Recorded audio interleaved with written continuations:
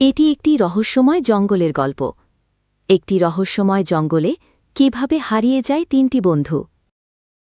একটি ছোট্ট গ্রামে সবুজ মাঠে ঘেরা শান্ত পরিবেশে বসবাস করত তিন বন্ধু, আরিফ, রাহুল আর সুবল।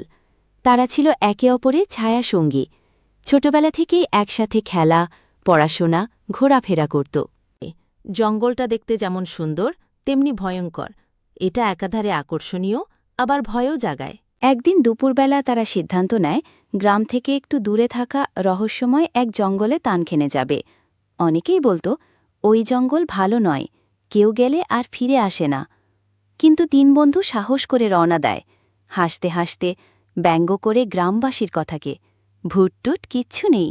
তবে জঙ্গলে ঢুকতেই চারপাশ অদ্ভুত নীরব হয়ে পড়ে। পাখির ডাক বন্ধ, বাতাস ভারী, সূর্যের আলো গাছে ঢেকে অন্ধকার সৃষ্টি করে। তারা কিছুক্ষণ হাঁটতেই পথ হারিয়ে ফেলে। মোবাইলের নেটওয়ার্ক কাজ করে না, পানি ফুরিয়ে আসে, আর খাবার নেই। একদিন, দুদিন, 3 দিন। আশা ফুরিয়ে যেতে থাকে। আতঙ্ক, ক্লান্তি, ক্ষুধা আর দিশেহারা হয়ে একে একে তিন বন্ধুই হারিয়ে যায় সেই জঙ্গলের অন্ধকারে। কেউ জানে না তারা কোথায় গেল, কিভাবে হারালো। গ্রামের লোকেরা শুধু জানে আরিফ, রাহুল আর সুবল আর কখনো ফিরে আসেনি। আজও সন্ধ্যা নামলে কেউ কেউ বলে জঙ্গলের গাছের ফাঁকে ফাঁকে তিনটা ছায়া নাকি ঘোরে।